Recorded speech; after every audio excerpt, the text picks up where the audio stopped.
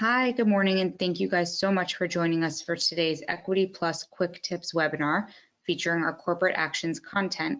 The session will last roughly 15 minutes. Please submit any questions you have through the GoToMeeting widget on your screen, and if time allows, we'll address them on the meeting now. Otherwise, we'll reach out to you directly after the webinar. Thank you guys so much again for attending, and I'm going to turn it over to Justin Van Til, our Senior Vice President of Product and Strategy. Thanks so much. Thank you, Michelle. Good morning, everybody.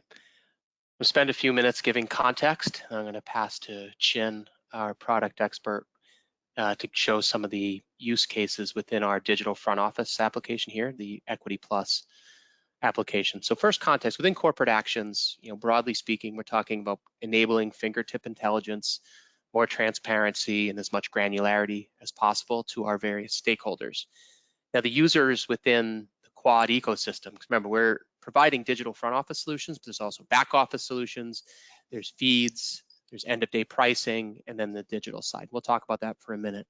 But at the end of the day, this is all fingertip intelligence. Now, for the front office, it's the advisor, the portfolio manager. We'll start showing, Chin will show you the use cases.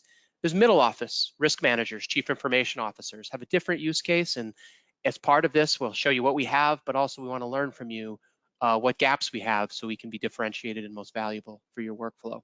And then the back office operations, where we've many user types, performance and reporting, and really going back from reconciliation to understand, how reorgs, dividends, and splits affect the books, affect the client experience, what the advisor and portfolio manager can promise.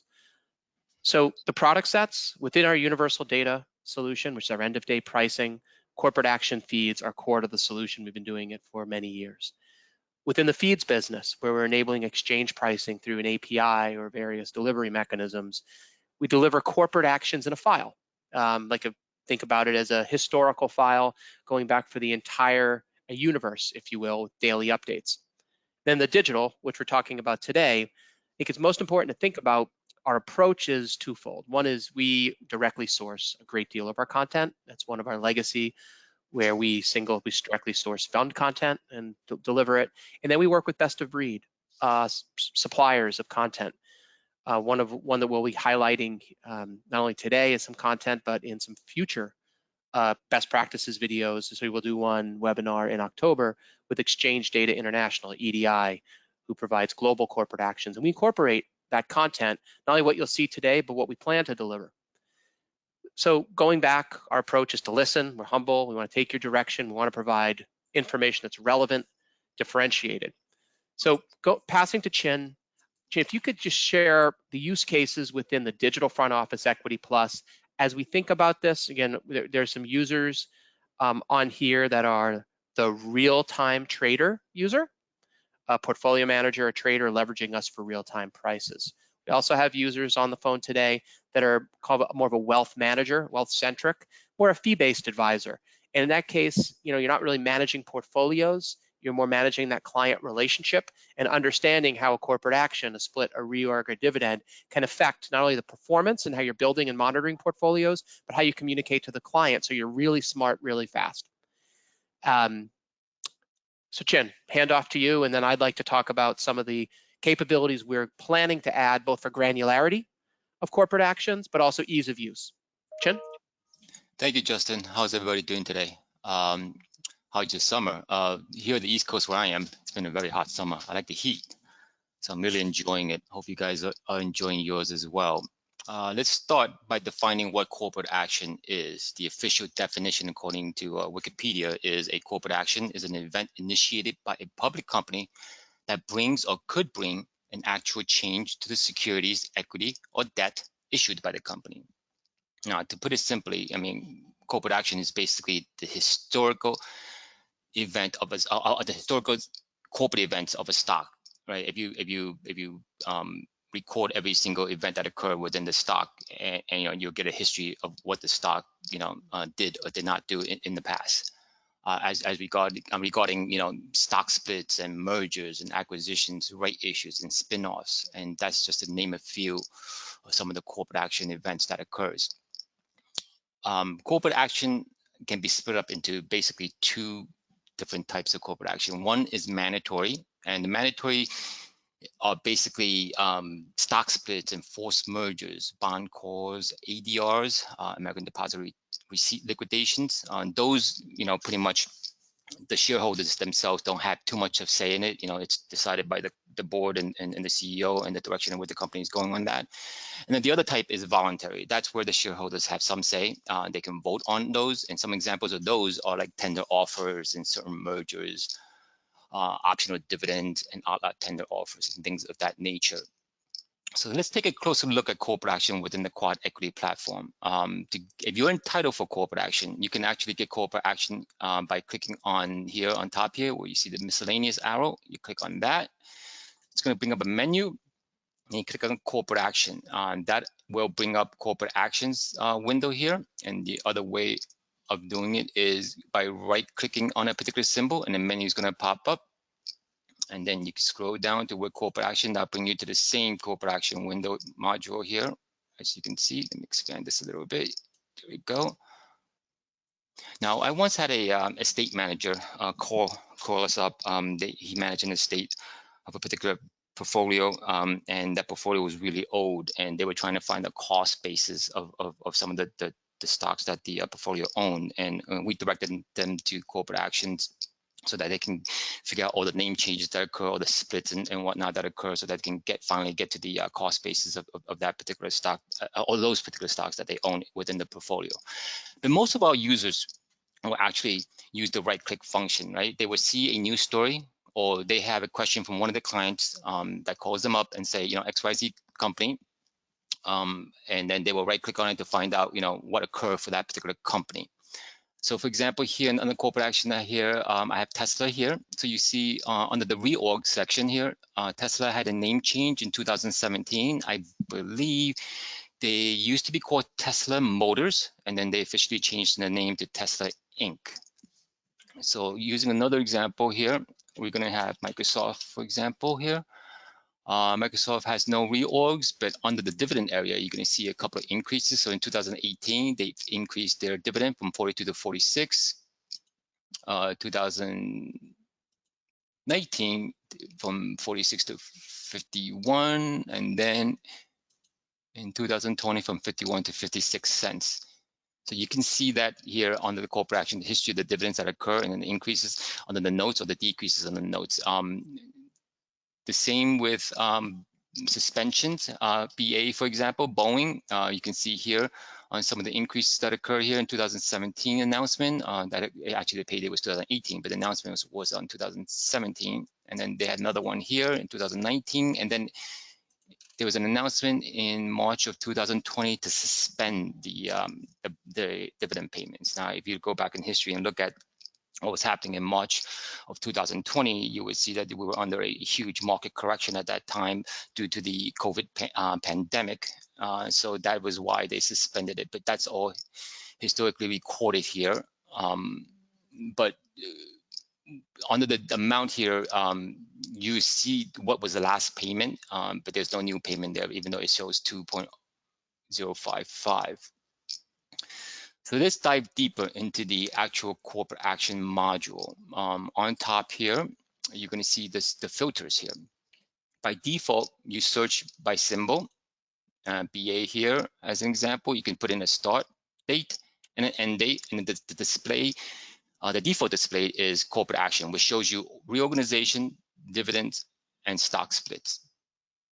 So the other way of filtering is by exchange. From here, you can filter by exchange. For example, right here is the NYSE exchange. Now, if you click go, you're going to have more than 100 corporate action matches, but only 100 will be shown. And here, it's going to give you the most recent 100 corporate actions of stocks that are listed on the NYSE. So for here, TTRNF, there's an exchange change that occurred there. And then there was some anticipated mergers and some of the dividends that occur here. So you can filter by different exchanges, New York, NASDAQ, Amex, all the 4 majors, if you will, including OTC and bulletin board.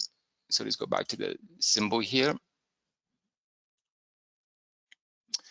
So On the corporate action, we divided pretty much into 3 different sections. The reorganization section, which is basically just name changes, CUSIP changes, spin-offs, mergers, rights issues, delisting, exchange changes, etc. So, it pretty much includes everything here. So for example, on GE, we had a spin-off that occurred on GE in 2019 to Wabtec Corp.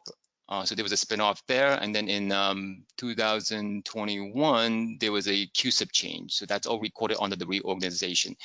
And if you go back down to the dividend area here, you're going to see that there was a dividend shares distribution, and that's important to note as we look at the dividend section.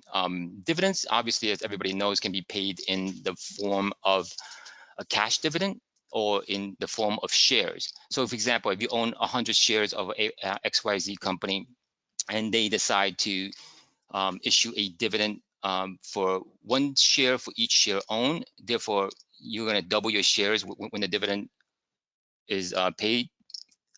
That effectively is a 2-for-1 stock split. So you won't see that type of information under the stock split area here. You'll see it under the notes area for the dividends, because that was a dividend distribution and not technically a stock split, if you will. But even though the effects are pretty much the same. Another example of that is MetLife, for example. I think MetLife here had a spin-off to Bright House.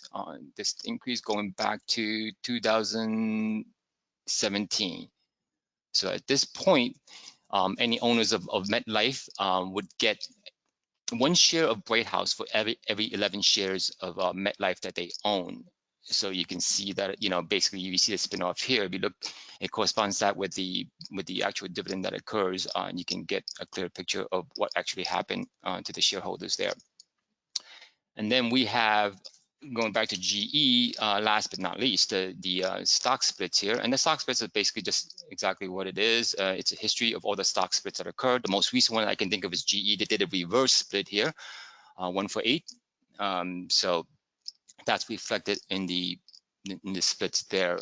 That in effect is basically the complete overview of the corporate action window on the digital side. I'm going to bring it over now to Justin so that he can discuss some of the future developments that we're looking into. Justin? Thank you, Chin. Great stuff. So we think about, I'm going to share 2 pieces of functionality that we've been working on all this year, and we intend to be made as premium entitlements, not only in Equity Plus for users, but to our Allocator Plus Wealth Manager users as we beta that throughout the balance of Q4, the end of this year. So first has to do with providing more granularity. And secondly, we want to create more ease of use, relevance, and how is it easier to use this content. So we've shared with you the depth of breadth and standards I think are unmatched within a front office digital workstation for the advisor or compliance or operations. Where are we taking it? So first is, you think about most users in the financial services industry, they have to have the primary source of corporate actions, also a secondary source of corporate actions. It's very costly, and costs are actually more than anything. It's the operations and the administrators that have to actually use these sources of content, well, regardless if they're in the front office or the back office. So we're going to be delivering consider it a single version of truth. So think of a PDF. So as you are looking and you're dissecting everything that happened at the security level for Microsoft, what if we could just see a PDF and click on it, and then it's going to say, okay, since MSFT has been involved, here's the history of all of the events, reorgs, splits, and it's very detailed and granular on one document. Now, there's benefits to that as from a client-facing side, depending on the use case, but also from a risk standpoint in knowing the history in one, and the beauty of it's updated daily. So Microsoft PDF today, there's another event, there's an updated file for Microsoft. You have that single version of truth. So it's a readable corporate action PDF file that we're going to be delivering, again, within this digital front office, the workstation. It's premium entitlement. Click on it, now you have an ability to download a PDF that summarizes all the depth and breadth we provide here. On the other side of it, that gets very granular, but also easy to use. On the other side of it would be, what if we don't want to have to dig in and do all the work? And I just say, can I get an adjusted pricing of that security?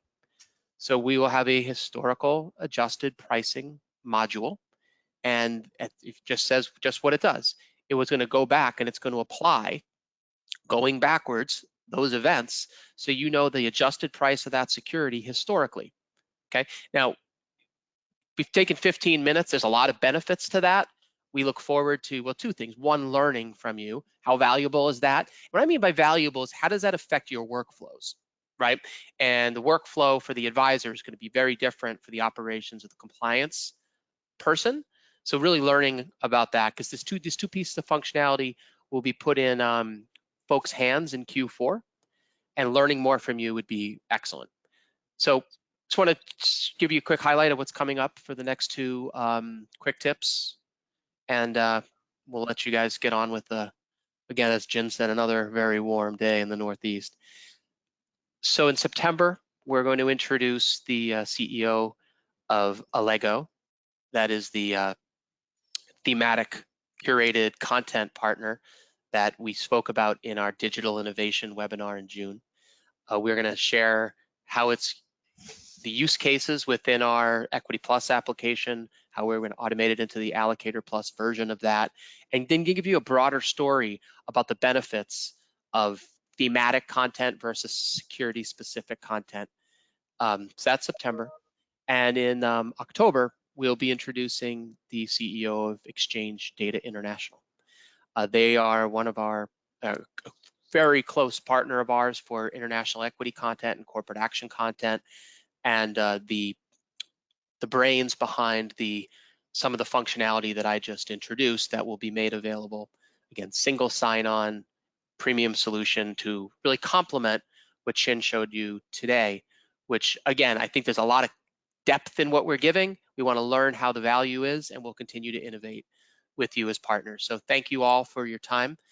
Wish you a wonderful end of the summer, safe and happy Labor Day, and we will talk to you next month. Thanks again. Michelle. Thanks, everyone. Thank you all.